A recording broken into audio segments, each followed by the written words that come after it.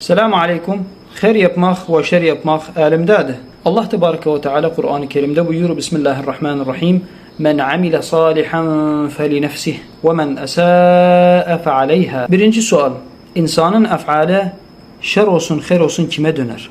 Cevabı budur bi ennehu insanın ef'ali sevaen hayır olsun, şer olsun özüne döner. Niçin? Li ennehu huvel fa'ilil muhtar.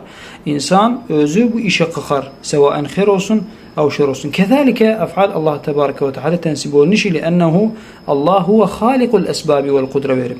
ولكن بالنهاية insan özü fiili ihtiyar eder. Sevaen hayır أو şer. İkinci sual. Nece ulemeler tevfik ederler bi ennehu insanın ef'ali hayır olsun, şer olsun öz nefsindendir ve kezalik Allah'tandır.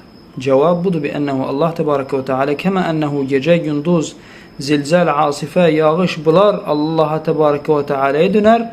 Aynı vakitte esbab tabiiyası var.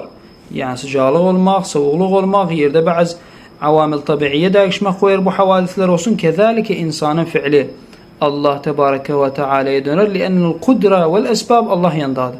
Velakin fiili ihtiyar etmek ve fiil sadır olmak insanın elindedir. Üçüncü sual. Hel insan mucbardır ef'aline? Cevap yok. İnsan muhtardır, ihtiyarı elindedir bi ennehu hayır etsin ev şer etsin. Niçin? Ennehu Allah Tebareke ve Teala hürriyetil irade verir bu özüne, öz seçsin. Lakin hel acaba bu hürriye mutlaktır? Yok. Liannehu ipin bir obrücü Allah'ın elindedir. Vesailil kudra imkaniyet Allah elindedir. Özü ha zaman çeker özün, ha zaman verir özün. Dördüncü sual. Hel Allah Tebareke ve Teala şerri yaradı, bu hayır yaradı? Yok. Allah insanı yaradı ve kezalike iradesini yaradı verip özüne.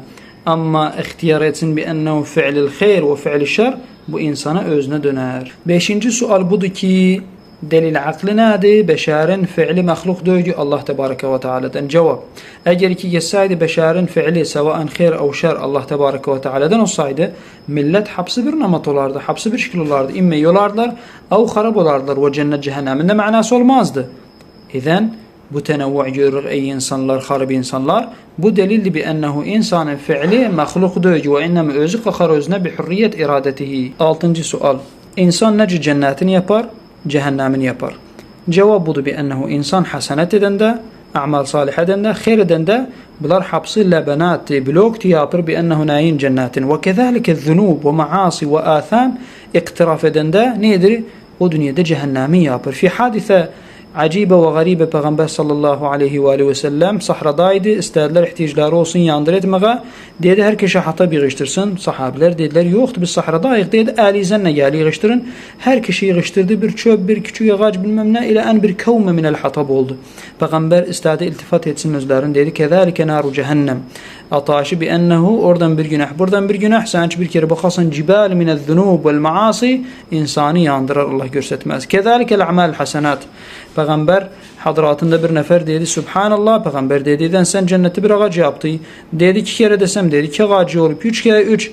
İden dedi Peygamber'e ya Resulullah bizim iden bağımız var. Çok bağımız var cennete. Dedi besmekayet ol ateş yollamayasın bu bağı kamil yandırasın. İşare ile mâza? İlâ iktirafis seyyiat ve zunub vel maasi. Yedinci sual. Ma'raket Uhud'dan insanın ihtiyarına ne alakası var? Cevap budur bi ennehu Müslimler ma'raket Uhud'da hakikaten hasaret ettiler. Ve sebep de neydi?